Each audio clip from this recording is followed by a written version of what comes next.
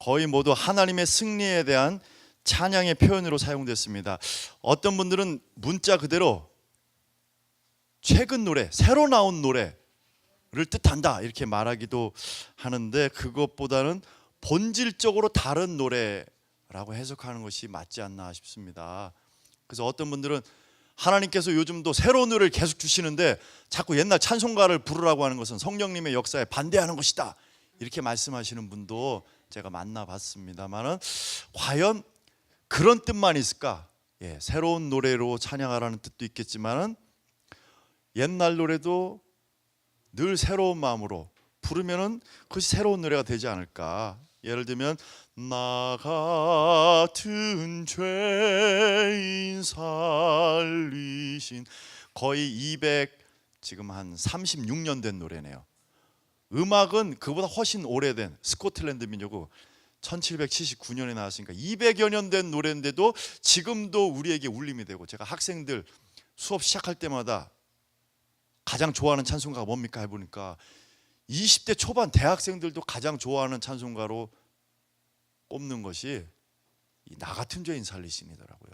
요즘 20대에게도 울림이 있는 이 찬송가, 하나님의 은혜를 생각하면서 부르면 언제나 새 노래가 될 수 있다고 저는 생각을 합니다. 그 다음에 음악의 주인 되신 예수 그리스도. 어떤 그리스도인들은 음악을 단지 전도의 수단으로만 이해를 합니다. 그래서 전도에 도움이 되는 음악만 가치 있게 보고 사용합니다. 또 어떤 분들은 이원론적인 사고를 갖고 있어서 영혼 구원, 목회가 최고지, 목회 이게 성직이지, 그 다음에 목회를 안 한다면은 의사나 교사 있죠. 그리스도인들은 연예계로 나가면 안 돼. 사업? 너무 세속적이야, 세상적이야, 이렇게 말씀하시는 분들이 있는데, 인간의 영혼만이 아니라 우리 인간 세계의 모든 영역에도 구원이 필요합니다. 예수 그리스도가 주인 되시지 않는 곳이 없도록 모든 영역에 예수 그리스도가 주 되심이 선포될 수 있도록 우리 그리스도인들은 노력을 해야 됩니다. 그리고 그리스도인들도 방송계에 진출을 해야 되겠고요, 언론계에도 진출해야 되겠고, 건축업계에도 진출을 해야 되겠고, 정치계에도 진출을 해야 되죠. 그것은 우리 그리스도인들이 가면 안 돼, 더러운 것이야, 세상적인 것이야 라고 해서 가지 않으면 어떻게 되겠습니까? 그 다음에 여기 계신 분들 중에서는 몇몇 분들은 교회에서 뭐 찬양대원으로 있다거나 아니면 반주, 지휘, 아니면 찬양팀 인도자, 싱어, 아니면 악기 연주자로 계시는 분들 아마 있을 것입니다. 아니면 구역 예배라든가 남선교회 뭐 이런 데서도 찬송 인도를 하실 수가 있겠습니다. 여기서 교회 음악이라는 말을 그렇게 넓은 의미로 생각해서 지금까지 간략하게 살펴본 창조, 타락, 구원의 이야기를 바탕으로 해서 우리가 어떤 자세를 가져야 되는가 한번 살펴보겠습니다. 첫째, 다양성을 추구해야 되겠습니다. 아까 말씀드린 대로 하나님은 다양성을 중히 여기시고 추구하시는 하나님이십니다. 그래서 우리의 음악도 다양성을 추구해야 됩니다. 바하의 음악만을 해야 되겠습니까? 우리 찬송가의 음악만 해야 되겠습니까? 아니면 국악만 해야 되겠습니까? 우리 교회에는 지난 2000년간 축적되어 온 놀라운 어마어마한 양의 교회 음악의 유산이 있습니다. 어떤 분들은 새로운 거 필요 없어, 옛날 거만 해도 이거 다 뭐 우리가 맛볼 수도 없네, 그래서 옛날 보물만으로 만족하는 분이 있습니다. 어떤 분들은 요즘 뭐 1년이면 어마어마하게 들어오네, 옛날 거 다 필요 없어, 2000년 이후로 새로 들어온 보물만 해도 엄청나게 좋은 것들이 많아, 이런 생각을 갖고 있는 분들이 있는데, 여러분 강의 안에 있나요? 마태복음 13장 52절처럼 새 것과 옛 것을 창고에서 꺼내서 우리가 우리 교인들과 나누는 것이 하나님께서 원하시는 바람직한 자세가 아닌가, 저는 성경을 통해서 주장을 하고 싶습니다. 시대뿐만 아니라 지역과 음악 스타일에 있어서도 다양한 음악을 추구할 필요가 있겠습니다. 교인들이 한식만 좋아한다고 해서 계속 한식만 주는 것이 바람직한 주방장의 모습일까요? 이태리 음식 중에서도 한국인의 입맛에 맞고 영양이 풍부한 것이 있습니다. 중식 중에서도 양식 중에서도 있습니다. 그래서 다양한 음악에 대해서 입맛을 지닐 수 있도록 교육할 필요가 있습니다. 특히 어렸을 때부터.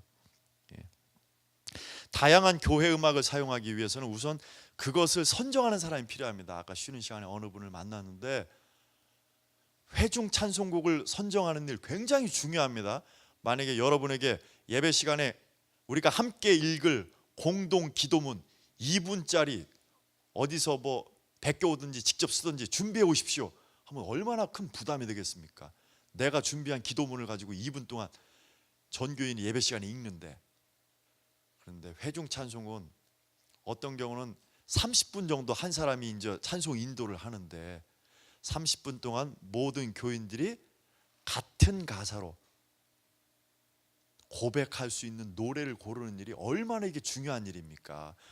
그리고 우리가 부르는 노래가 신학 형성에 알게 모르게 굉장히 큰 영향을 미칩니다. 어쩌면은 신학 서적이나 설교보다는 우리가 듣고 부르는 노래를 통해서 그 사람의 신학 성향이 형성이 됩니다. 그래서 어떤 학자는 그 사람의 신학 성향을 보려면은 그 사람이 즐겨 부르는 노래가 뭡니까? 목록을 적어 주십시오. 그걸 보면은 이분은 이런 분이구나 알 수 있다고 하는 것이에요.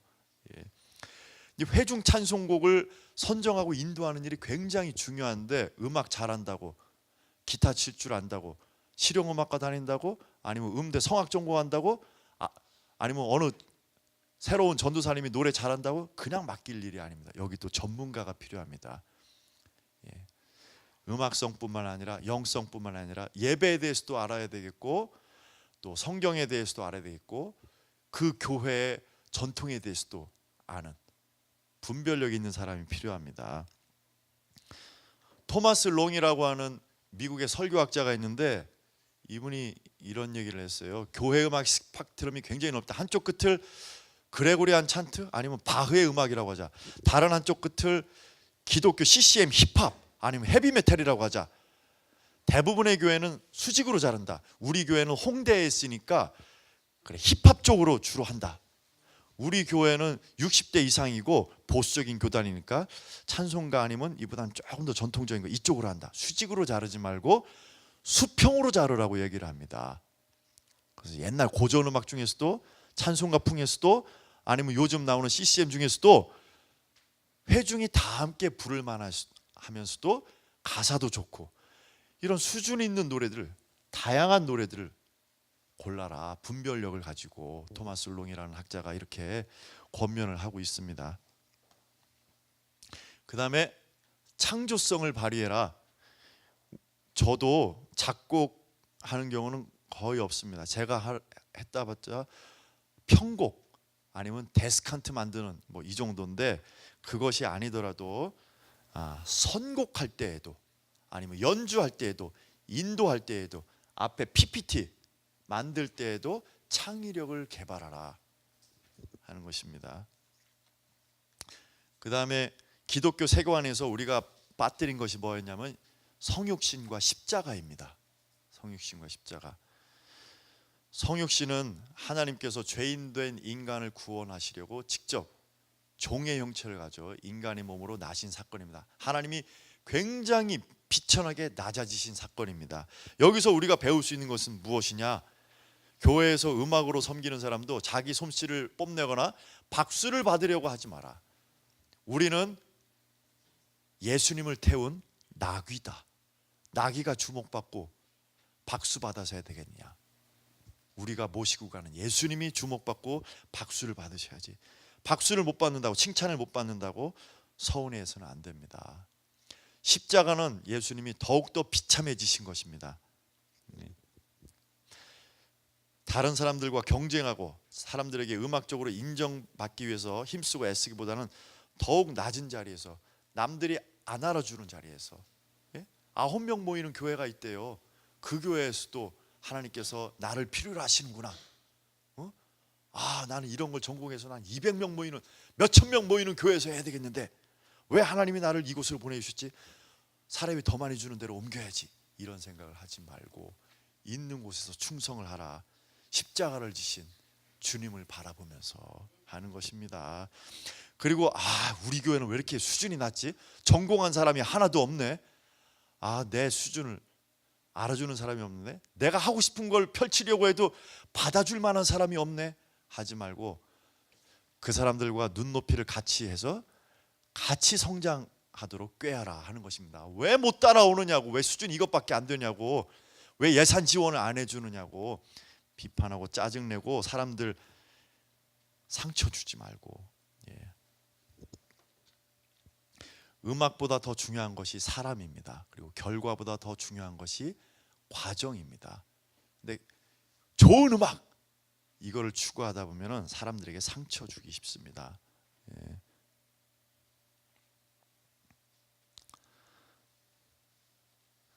마지막으로 탁월성 추구. 예수님은 인간의 몸을 입으셨지만 여전히 하나님이셨습니다. 아버지의 독생자의 영광을 보여주셨습니다. 여전히 순결하시고 완전하셨습니다. 예수님을 음악으로 비유하자면 어떤 음악일까요? 예수님. 이런 책 제목 보셨나요?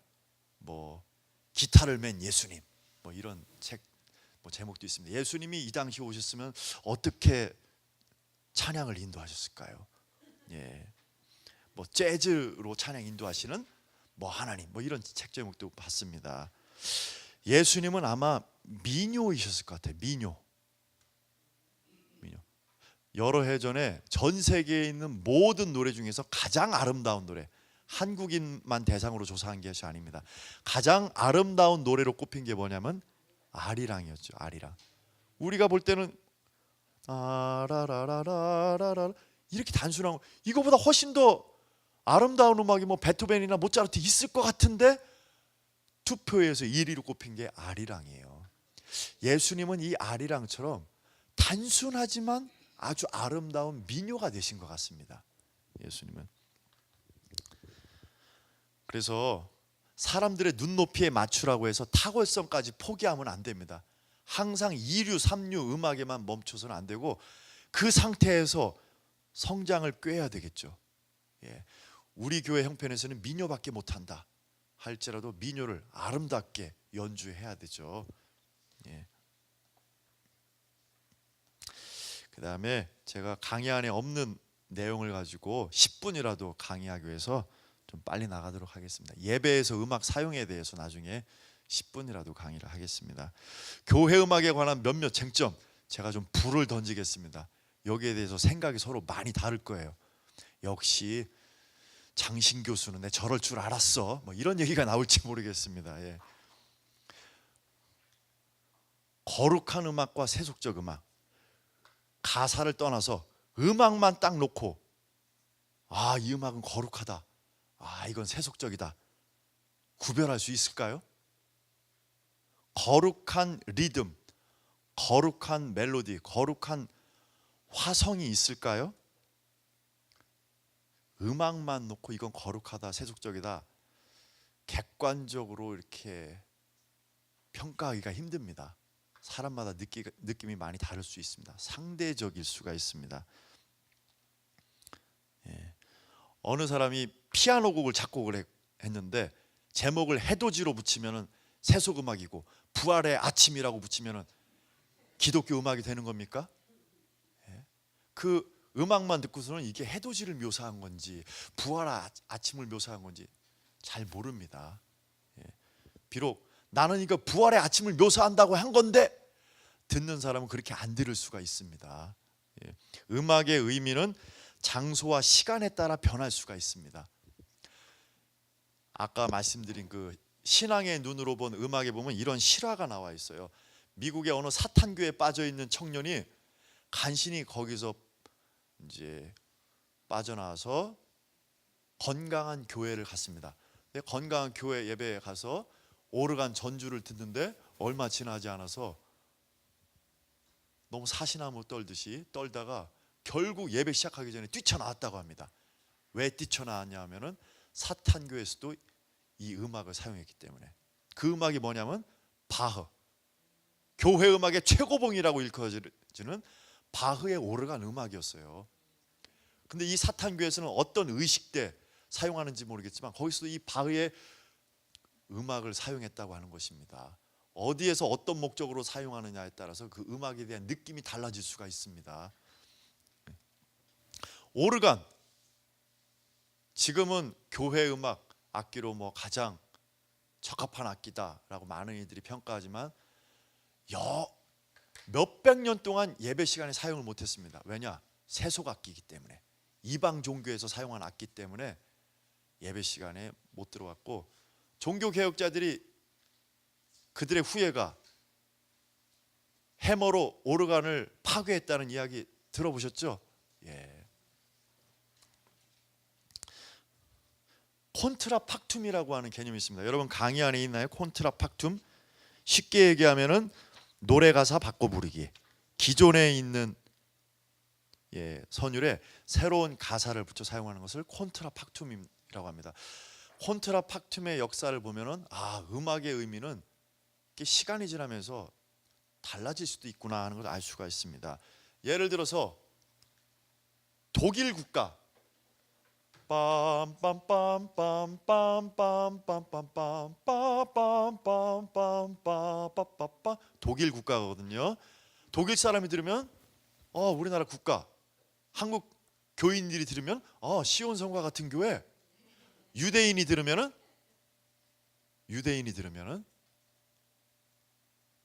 우리 선조 600만을 죽인 나치 독일의 국가? 어떻게 이거를 찬송가 곡조로 사용할 수 있냐? 도저히 그들에게는 받아들일 수가 없는 것입니다. 같은 곡조인데도 사람에 따라서 의미가 달라집니다. 애국가도 옛날에는 올드 랭사인 동해물과 백두산이 마르고 닳도록, 우리는 천부여 의지 없어서. 제가 스코틀랜드에서 6개월 살았는데 거기는 그냥 민요 선율로만 하는 것 같지 천부여 의지 없어서 이 가사에 맞춰 부르는 건 제가 못 들어봤어요. 그다음에 아리랑, 미국 장로교에서는 예수님은 모든 것의 근원이시니 하면은 이건 한국 찬송가구나 이런 생각을 가지고 미국에서는 부를 거예요. 근데 우리는 아무리 새로운 가사 붙여봐라, 우리는 아리랑이 떠오른다 막 이렇게 해서 우리는 도저히 예배 시간에 사용 못한다 하는 분들이 계실지 모르겠어요.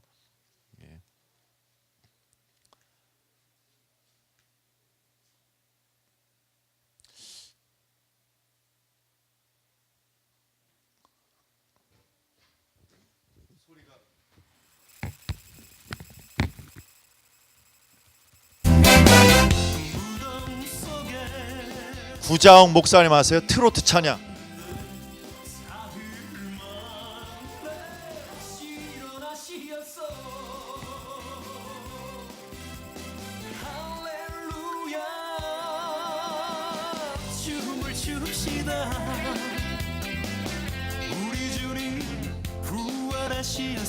제가 마이크 안 대도 되는 거죠? 예.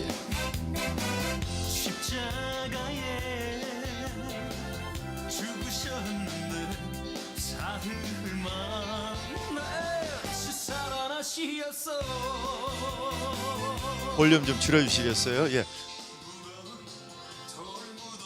음악을 좀 줄여주시겠어요? 트로트로도 찬양할 수 있나요? 트로트로도? 어떤 분들은 아무리 그래도 트로트로는 찬양 못해 하는 분이 있을지 모르겠습니다.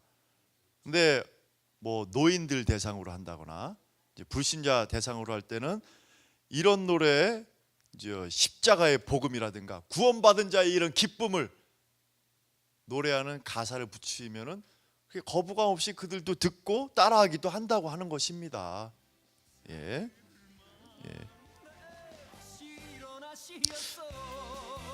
어떤 분이 이런 얘기를 했어요. 저를 가르치신 장신대 은사님이십니다. 음악도 거듭날 수 있다. 그것이 이제 콘트라팍툼입니다. 옛날에는 원래 민요, 세속, 대중가요였는데 언제부턴가 여기에 찬송가 가사를 붙여니까 지금은 옛날 민요의 이런 느낌이 없이 이건 찬송가라고 생각을 하고 거부감 없이 부른다고 하는 것입니다. 그래서 음악도 거듭날 수 있다 이런 얘기를 하십니다. 더 파격적인 거 한번 볼까요? 저기 디제잉 워십이라고 아세요? 디제잉 워십? 예, 나이트클럽에서 들을 만한 그 노래. 소리를 많이 키워주셔야 될 거예요.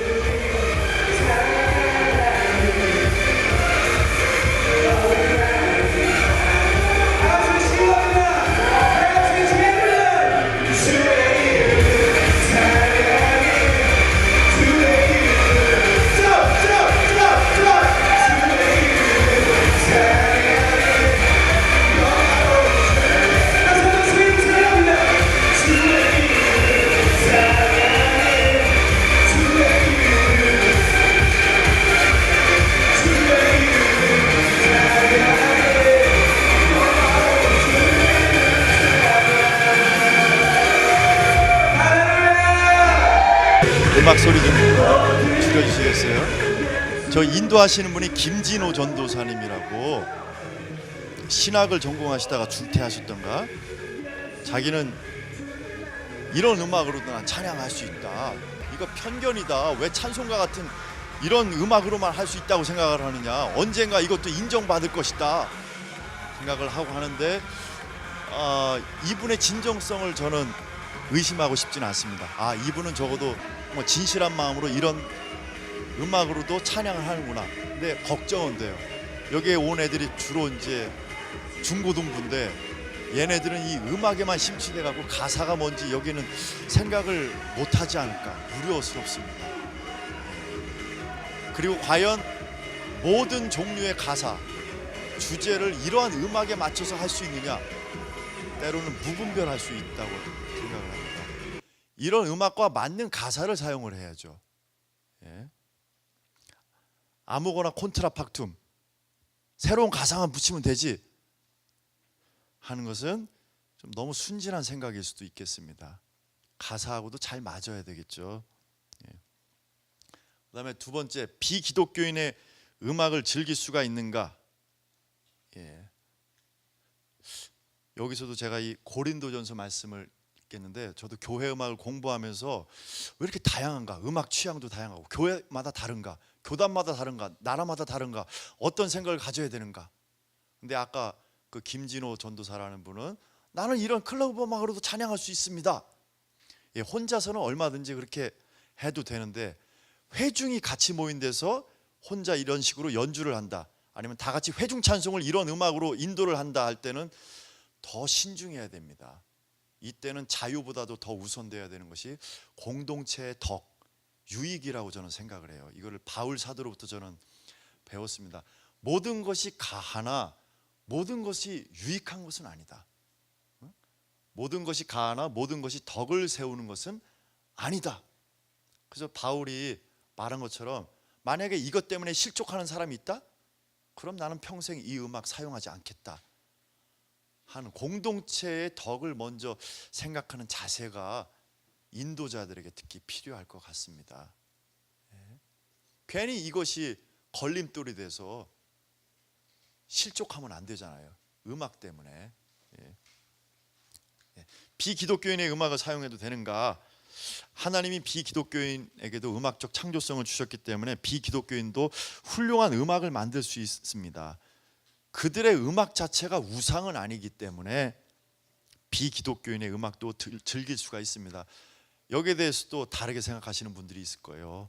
저도 중고등부 때 그때 지도교사 전도사님을 통해서, 또 그 당시 뭐 신상원 이런 사람들을 통해서 대중가요 들으면 안 된다, 대중가요 카세트 테이프 화형식 뭐 이런 거 했거든요. 듣지 말라고, 영적으로 안 좋다고.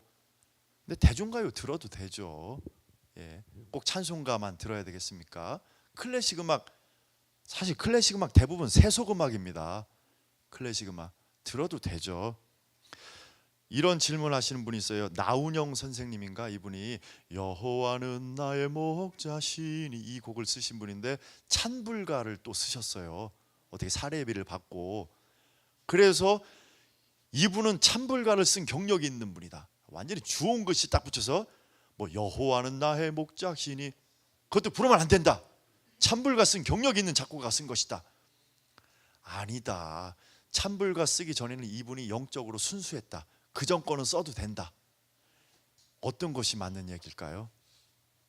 저는 찬불가를 쓴 이후에 쓴 성가곡도 불러도 된다고 생각을 합니다. 만약에 이분이 찬불가를 썼기 때문에 안 된다 하면은 우리는 다윗의 시편을 부를 수가 없어요.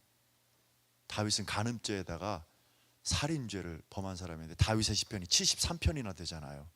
그럼 이분의 시를 우리가 못 쓰게 해요? 예. 사용할 수 있습니다. 비기독교인이 만든 곡조는 그럼 절대로 사용하면 안 되게요? 사용할 수 있습니다. 그들에게도 하나님이 창조성을 주셨기 때문에. 그런데 여기서도 교인 중에 몇몇 분이 이거는 이런 경력이 있는 사람이 만든 건데요. 저는 학교에서는 아리랑 곡조에 맞춰서 찬송가 가사를 붙여서 불렀습니다. 성령을 내 맘에 보내셔서 말씀에 감추인 참 진리를 깨달아 알도록 하옵소서. 왜냐, 학교에서는 새로운 것을 좀 시도하고 또 교육할 수 있는 그런 장이기 때문에 비판을 받을 각오를 하고 제가 이 노래로 인도를 했습니다. 그런데 교회에서는 좀 더 신중해질 것 같아요. 이것 때문에 당회에서도 난리가 났다. 어떻게 아리랑에다가 이거 붙여 사용하느냐. 교인들이 막 분란이 일어난다. 그러면 안 하겠습니다. 저는 자유하지만 할 수 있다고 생각을 하지만 공동체 이것 때문에 괜히 쓸데없이 문제를 일으키고 싶지는 않아요. 예. 그다음에 세 번째, 음악이 죄를 짓게 하거나 믿음을 줄 수 있는가? 예. 뉴에이지 음악 혹시 들어보신 분? 뉴에이지 음악. 이것이 뉴에이지 음악이구나 하고서 알고서 들어보신 분 거의 없으시네요. 한번 들어보겠습니다. 제발 하시는 분은 귀를 막으셔도 되겠습니다. 뉴에이지 음악 한번 들어볼게요. 느낌이 어떤가 한번 봐보세요.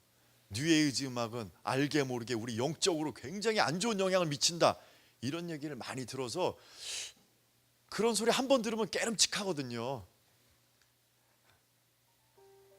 소리 좀 키워주시겠어요? 자막에 저기 화면 안 나와도 되겠습니다. 화면 안 보이게 할 수 있나요?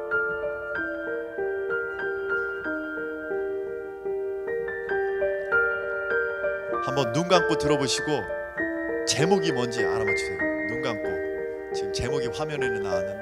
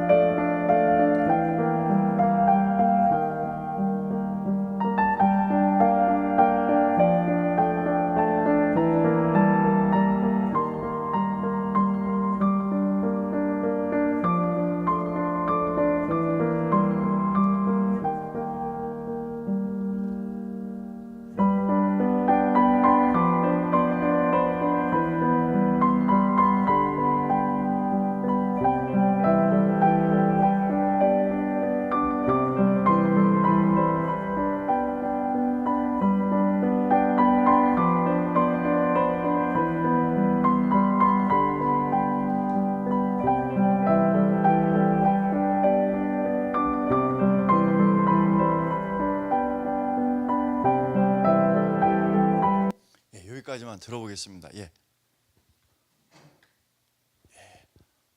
아까 쉬는 시간에 저에게 질문해 주셨던 분, 느낌이 어떠신가요?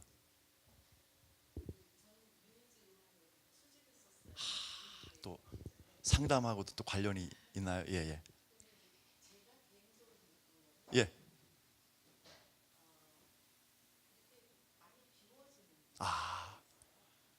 그게 긍정적인 의미에서 자기 비움인가요?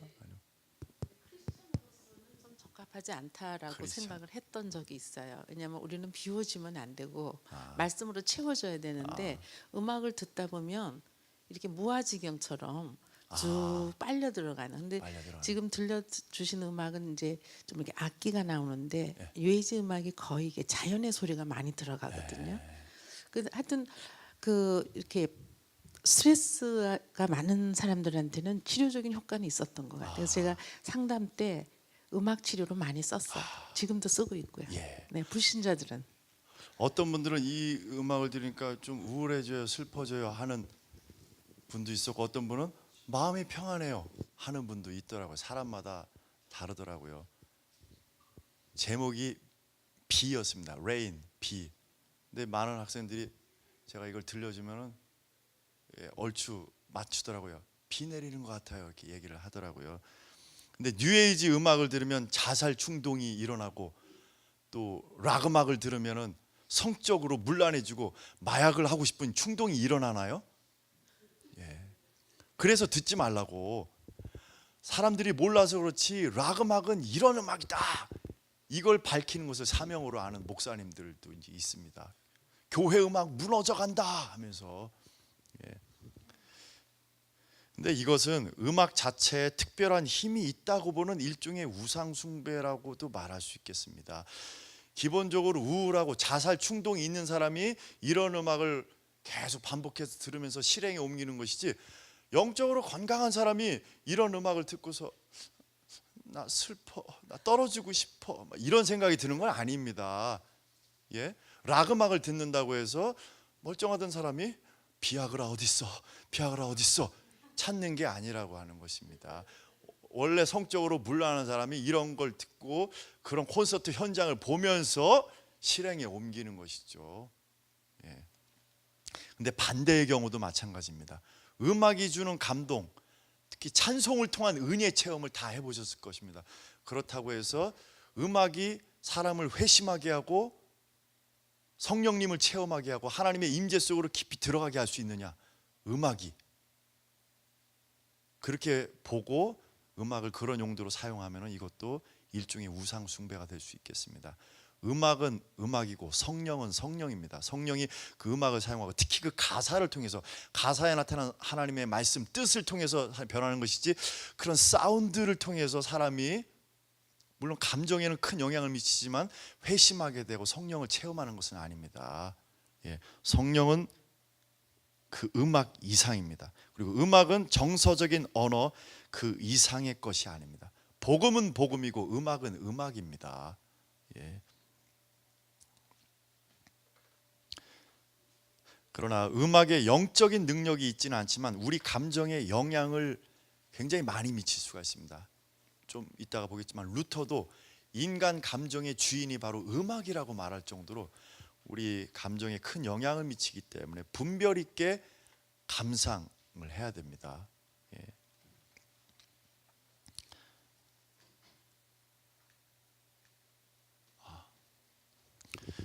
그 다음 주제로 이제 넘어가 보겠습니다.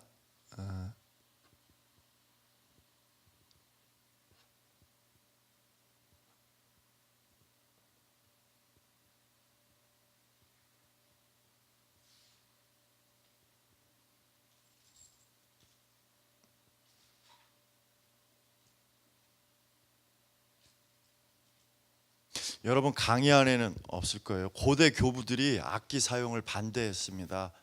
왜 반대했는가? 그들의 그 주장을 다 살펴보니까 크게 세 가지 이유 때문에. 악기는 교회의 유아기적 특징이다. 성경에 악기로 찬양하라 하는 것이 나오는데 이거는 유대교에서나 하는 것이지 예수님 오신 후로 우리 기독교에서는 애들이나 하는 것 할 필요가 없다, 이렇게 해석을 했더라고요. 또 구약 성경에 악기에 대한 많은 언급이 나오는데 뭐 수금으로 찬양하라, 나팔부로 찬양하라, 이것은 실제로 그런 악기로 찬양하라는 것이 아니라 상징적으로 우리가 해석해야 된다. 세 번째 이유가 가장 중요했습니다.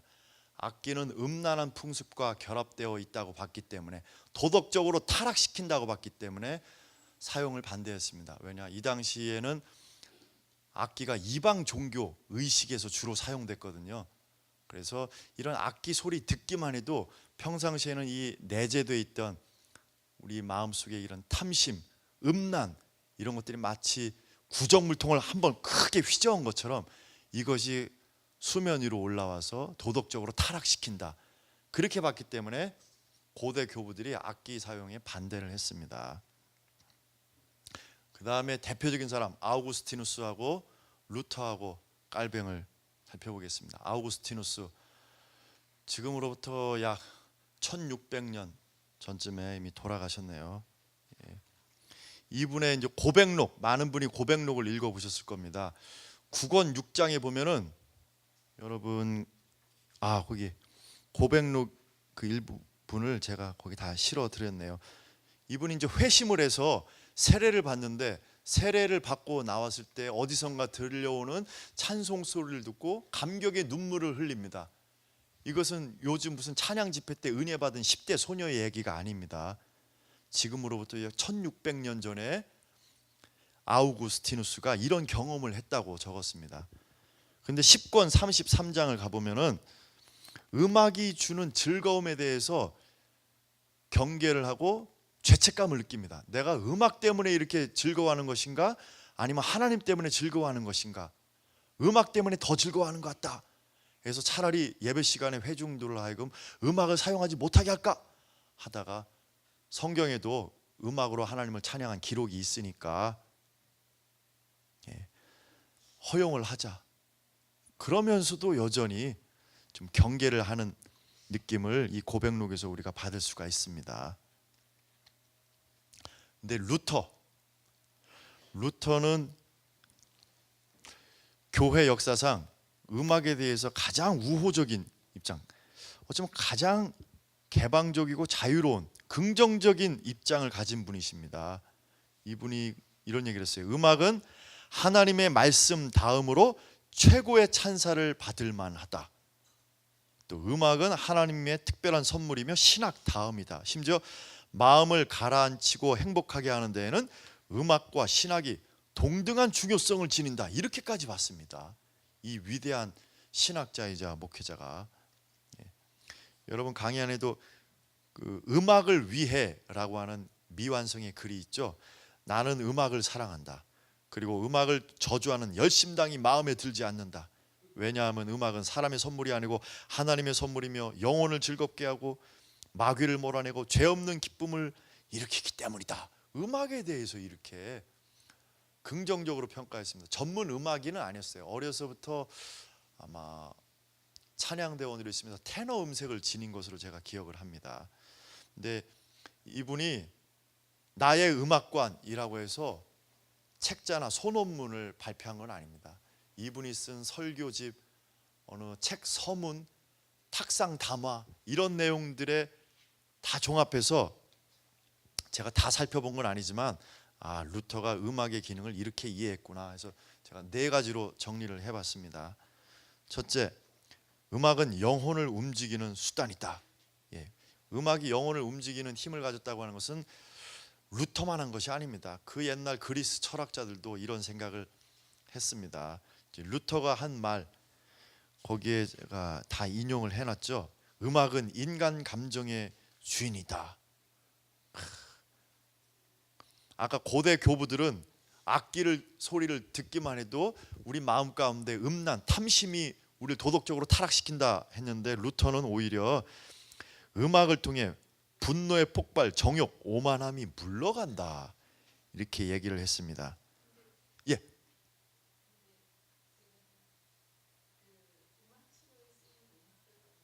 예.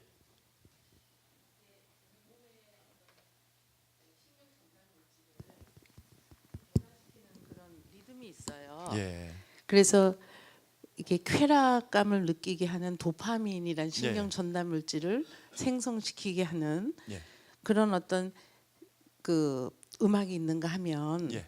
또 우리 찬송가처럼 이렇게 회개시키고 또 이렇게 평강을 주는 이런 어떤 세로토닌 같은 신경 전달 물질을 이렇게 배출하는 그런 음악도 있고 또 우리가 이렇게 락 뮤직을 들으면 이렇게 코티솔이 많이 나온다 그러거든요. 네. 그 스트레스 호르몬이거든요. 근데 그런 걸 보면 그 우리 찬송가도 다양한 그 찬송가를 들으면서 회개하기도 하고 감사하기도 하고 또 이렇게 막 기뻐하기도 하고 예. 또 부활 찬양을 또 듣다 보면 막 할렐루야가 절로 이렇게 터져 나오기도 하고 그래서 음악은 우리 생체 리듬을 이렇게 조절을 하고 또 이렇게 신경을 또 이렇게 회복시키기도 하고 그래서 음악 치료에서 이게 다양한 장르의 음악들이 치유의 효과를 사실 내고 있습니다. 예.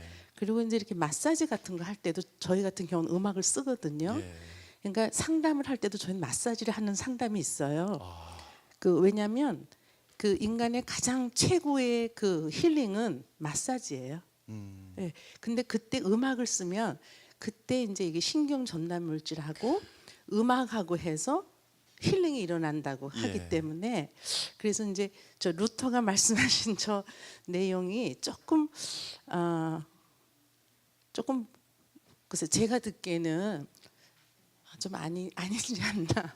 그러니까 하나 이렇게 피를 꽂히니까 예. 이렇게 좀 다양하게 음악 장르마다 우리 신경 전달 물질을 이렇게 조절해서 나오기 때문에 어떤 사람에게는 도파민이 필요하지만 어떤 사람한테는 세로토닌도 필요하고 어떤 사람한테는 또 적절한 코티솔이 필요하기도 하고.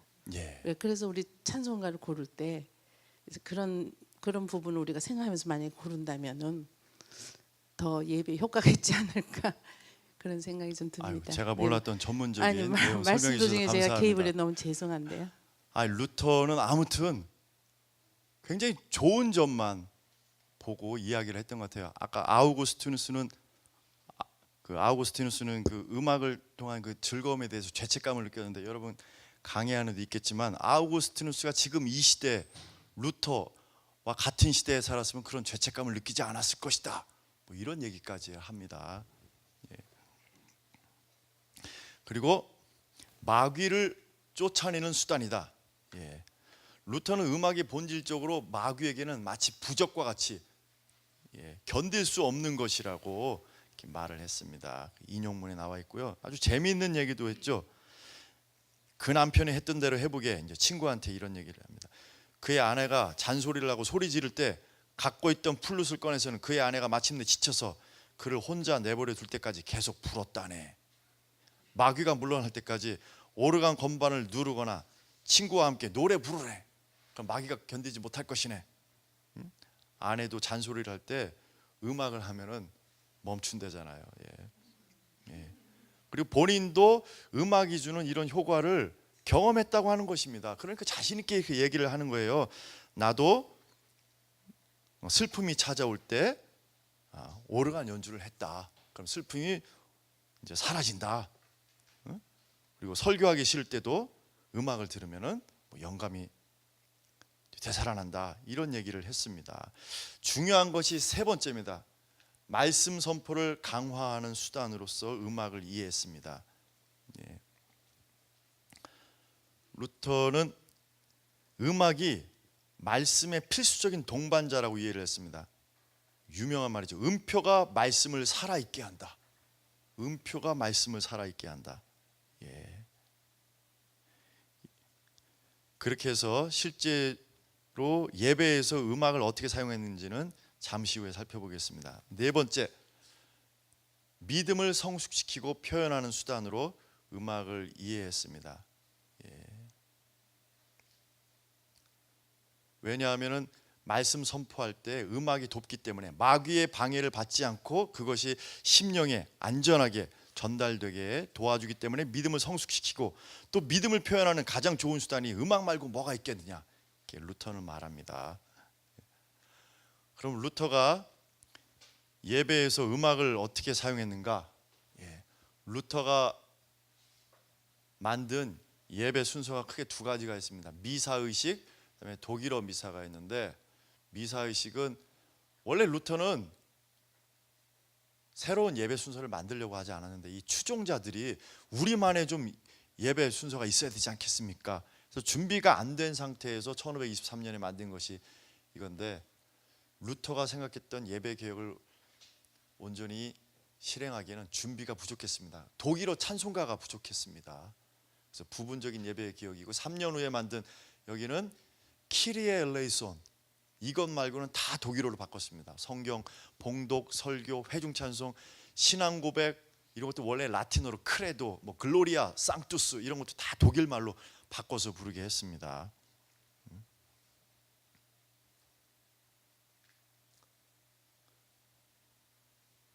루터가 쓴 독일어 미사에 이런 악보들이 있습니다. 이것이 악보책인가 예배 예식서인가 싶을 정도로 악보가 많이 있습니다. 이거를 영어 버전으로 보면은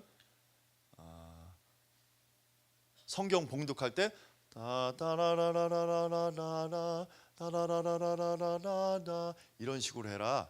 예. 여호와는 나의 목자시니 내게 부족함이 없으리로다 이런 식으로 하라고 이게 악보를 그려줬습니다.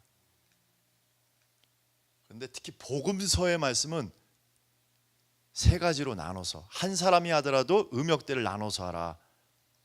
이거는 복음사가 그때 예수께서 제자들에게 이르시되 뭐 이런 해설자 부분은 따라라라라라라라라 주된 음이 라입니다. 라. 그 다음에 예수님 외에 등장인물들 있죠. 베드로라든가 대제사장 바디메오 같은 사람은 따라라라라라라라라라라라라 주된 음이 도입니다. 도. 근데 예수님은 낮은 음으로 따라라라라라 누굴 찾느냐 나라라 따라라라라라 주된 음이 파.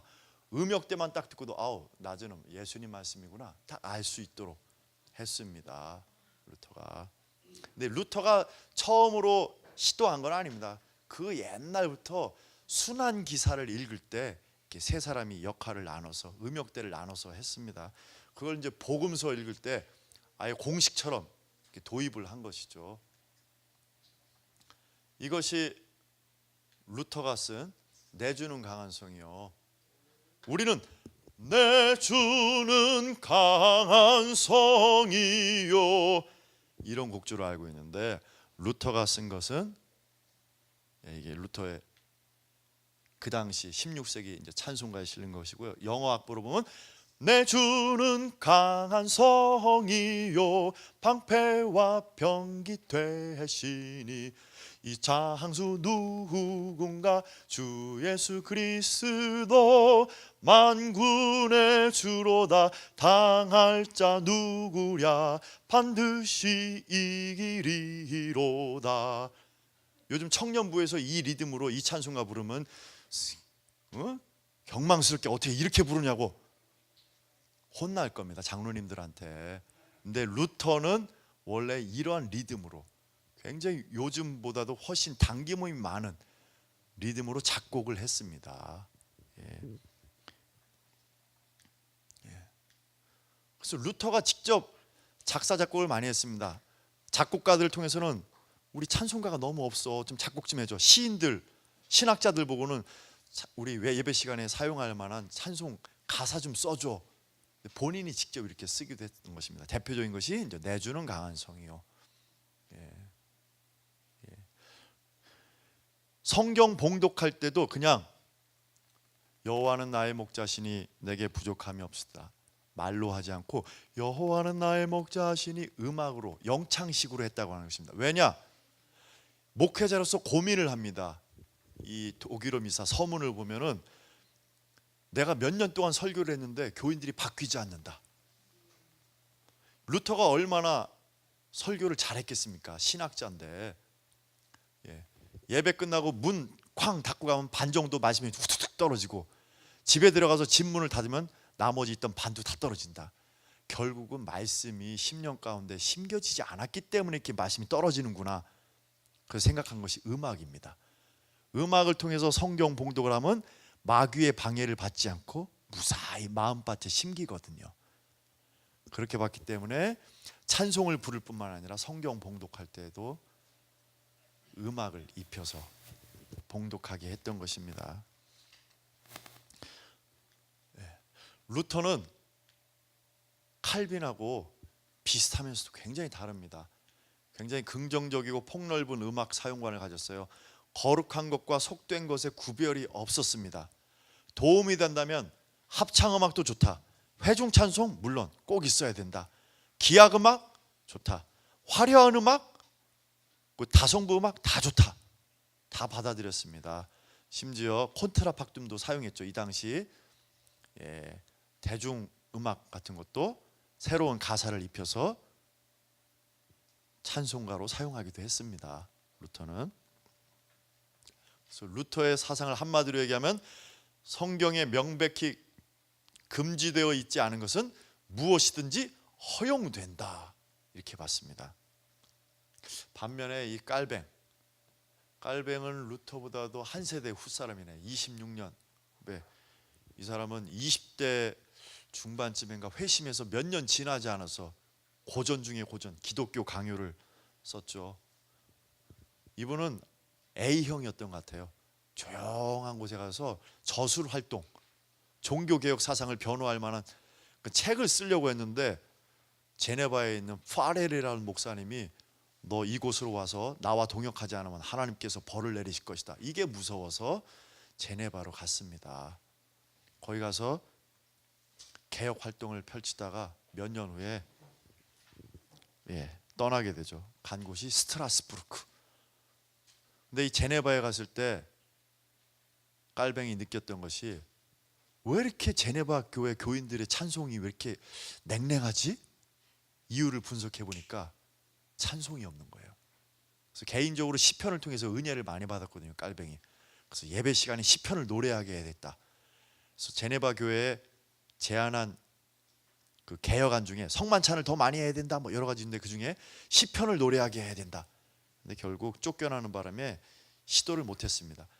그러다가 스트라스부르크 가서 이민자 목회를 하다가 스트라스부르크 시편가라는 걸 만들어서 시편을 노래하게 했는데 확실히 분위기가 달라지는 거예요. 몇 년 후에 제네바로부터 다시 건너와서 우리를 지도해 주십시오 해서는 제네바 시편가라는 이름으로 20여 년에 걸쳐서 개정 증보판을 내죠. 그리고서는 예배 시간뿐만 아니라 학교에서도 길거리에서도 시편을 부르게 합니다.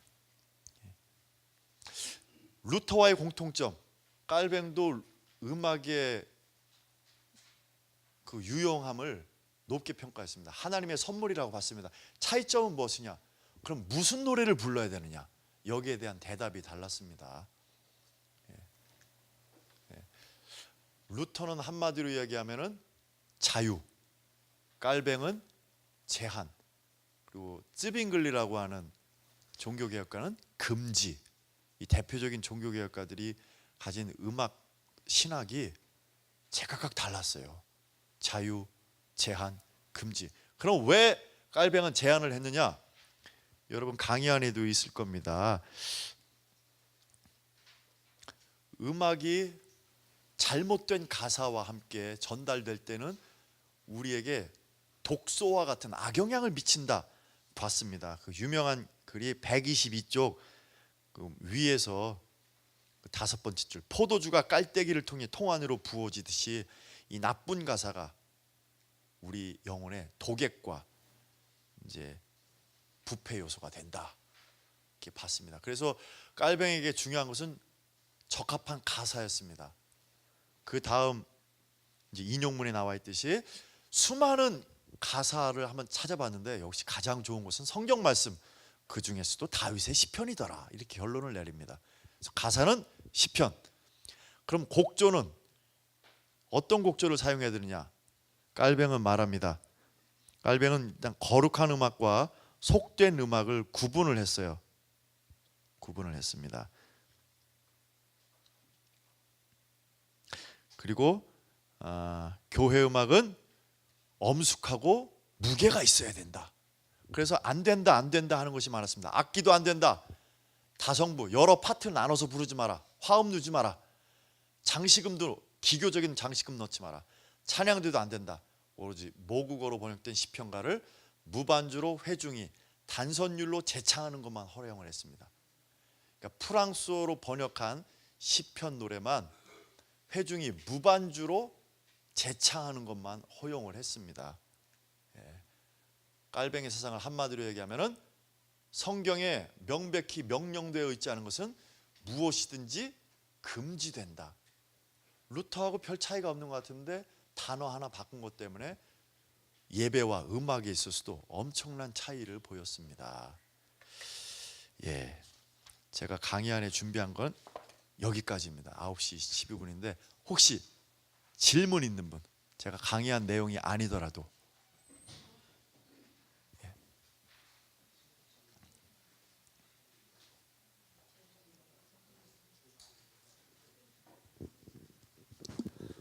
교수님 말씀 잘 들었고요. 예, 118페이지 보면 음악을 저주하는 열심당 그랬는데 예수님 당시에 있었던 그 열혈당원들 말씀하시는 건가요? 그건 아닌 것 같은데요. 저도 이걸 제가 직접 번역한 게 아니라 번역해 놓은 어느 책을 봤는데 그런 성경에 나오는 그 열심당하고는 관련이 없는 걸로 제가 짐작을 하고 있습니다. 예, 또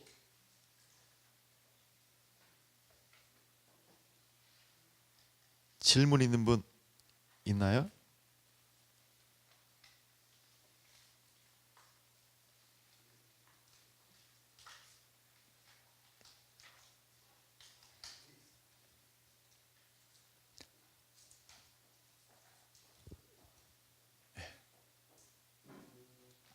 그럼 목사님 어떻게 할까요? 그 내용을 언제까지 할까요? 9시 13분인데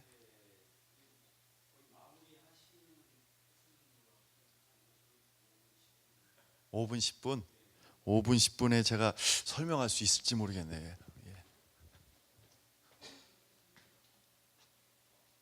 저는 저에게 주어진 주제가 신학과 음악이라서 그 내용을 제가 강의 안으로 보내드렸는데 어쩌면 예배에서 음악의 사용에 대해서 관심을 또 많이 가지시고 또 질문도 갖고 계실 것 같습니다. 간단하게 살펴볼까요? 예. 찬양의 목적은 찬양인데 잘못된 목적으로 사용하는 경우가 있습니다. 이제 준비 찬송이라든가 그렇다고 해서 예배 전에 그러면 찬송하면 안 됩니까? 그게 아니라 준비시키는 게 목적이라고 하면 이것이 잘못된 목적이다. 또 자리정돈용, 잡담 방지용, 기도 시간에 음악을 반주하면 안 된다 하는 것이 아니라 왜 사용하는 것을 살펴봐야 됩니다. 단지 그냥 분위기 조성을 위한 배경음악으로 사용한다? 이거는 좀 문제가 있겠습니다. 반주 음악도 저거는 피아노로서 나는 기도를 한다. 그런 목적으로 하지 않고 단지 무슨 분위기 조성을 위한 음악이라면 재고를 해봐야 되겠습니다. 그다음에 이기주의로 인한 오용, 내가 좋아하는 음악만 사용하려고 하는 것은 교회에 문제를 일으킬 수 있습니다. 왜냐하면 세대별로 또 같은 세대인데도 사람마다 음악 취향이 다르기 때문에 내 음악 취향만 고집하면 문제가 발생하고 서로 이해하고 존중하고 양보하고 수용하려고 하는 자세가 필요합니다. 이거 안 적으셔도 됩니다. 제가 이영학 목사님께 PPT 파일을 보내드릴 수 있어요. 원하시면 다 쓰셔도 됩니다. 감상주의, 특히 요즘 세대가 소위 feel을 중시하는 세대죠. 이거는 가사에 의한 감상주의가 있습니다. 가사 자체가 굉장히 감상적인 것이 있어요. 따스한 성령님 마음으로 보내, 여러분들이 많이 좋아하실 텐데 굉장히 감상적인 가사입니다. 성경 내용과도 그렇게 관련이 있고 뒤에 나오는 부르신 곳에서 이 코러스하고도 관련이 없고 개인의 체험할 수 있는 그 성령 체험의 최고조를 묘사한 것 같은데 어떤 애는 이 노래를 처음 듣더니 선생님 변태 같아요 이렇게 얘기를 했다고요. 너무 육감적이고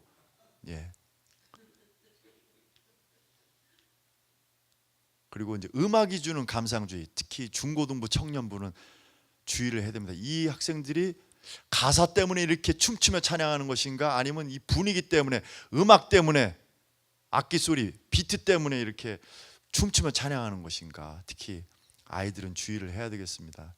기교주의라고 하는 것은 자기 음악을 통해서 뽐내려고 하는 것이죠. 음악을 전공하는 사람들 특히 주의를 해야 됩니다. 댄 킴볼이라고 하는 분은 나는 찬양팀 평가할 때 그들이 인도할 때 얼마나 잘 사라지는지를 본다. 깊이 공감을 했어요. 찬양 인도를 딱 스크린 앞에 하기 때문에 본의 아니게 주목을 받습니다. 또 마이크를 잡고 하기 때문에 소리도 스크린을 통해서 크게 나오고. 그래서 저는 찬양 인도할 때 가능하면 좀 옆에서 하려고 합니다. 아무튼 공연을 하는 건지 회중 찬송 인도를 하는 건지 모를 정도인 경우가 많이 있습니다. 찬양팀은 회중이 찬송하는 것을 돕는 역할을 하는 것입니다. 이들이 끌고 가고 주도하는 것이 아니라 회중 찬송의 주인은 회중입니다. 회중. 예. 예, 이런 모습들을 이제 많이 보죠. 워낙 예배당 자체가 굉장히 높아요. 무슨 스테이지 같습니다. 예.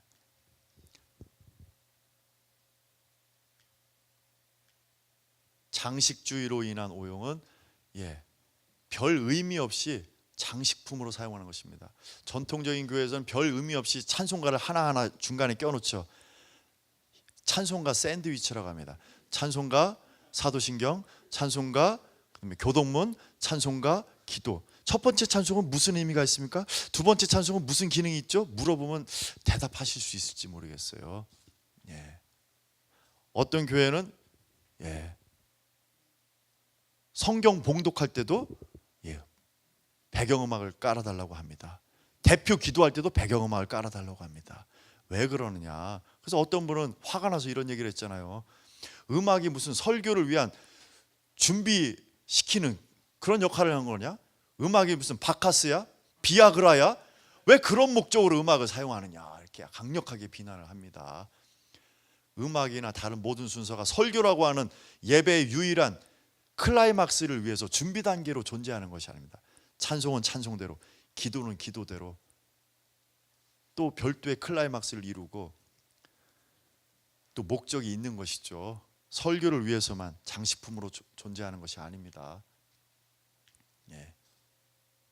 무관심주의로 인한 오용은 노래 잘하는 사람만, 음악 전공한 사람들만 하는 것이지 하고서 안 하려고 하는 것이고요.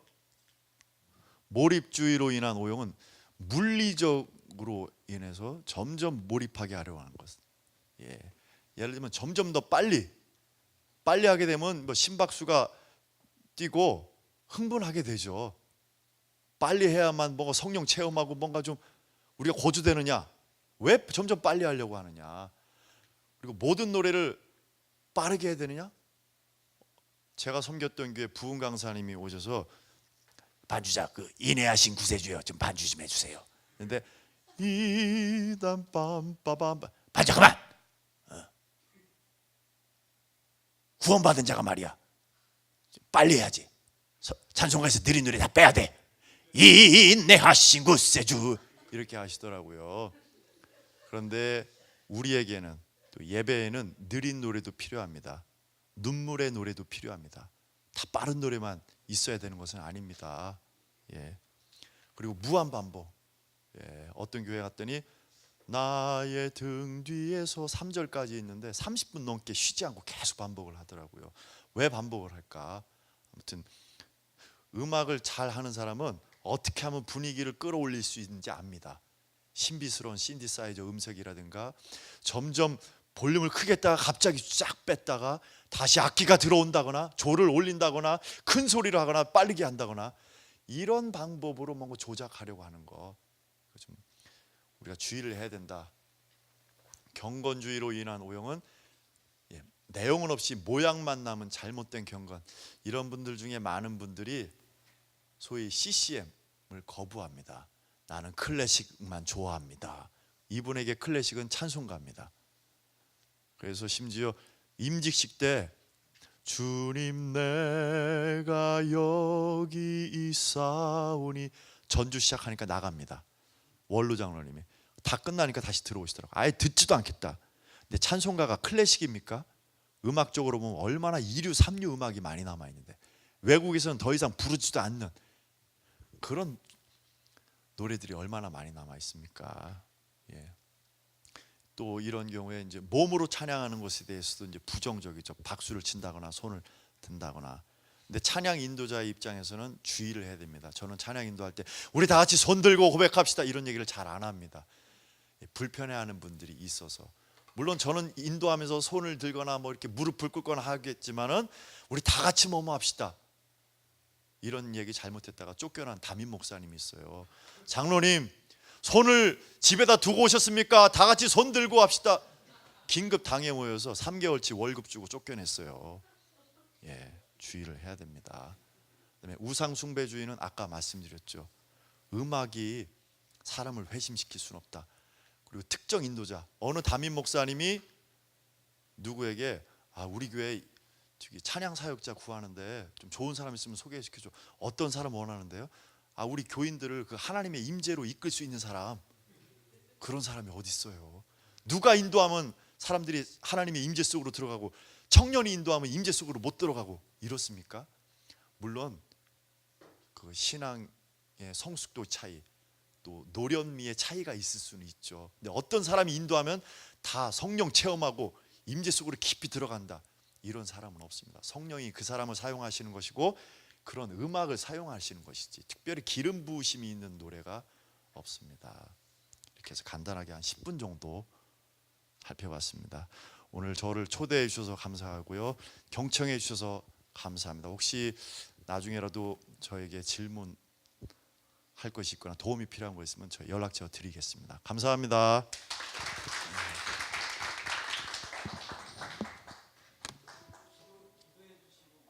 제가 기도하고 마칠까요? 하나님께서 특별히 마음속에 소원을 주셔서 주님을 더욱더 알고자, 성경을 더욱더 알고자, 제대로 알고 믿고자 이곳으로 불러주신 이 귀한 분들, 이번 학기의 모든 강의를 통해서 더욱더 분별력 있게 해주시고 하나님을 더욱더 알게 해주시고 알면 알수록 하나님을 더욱더 사랑하고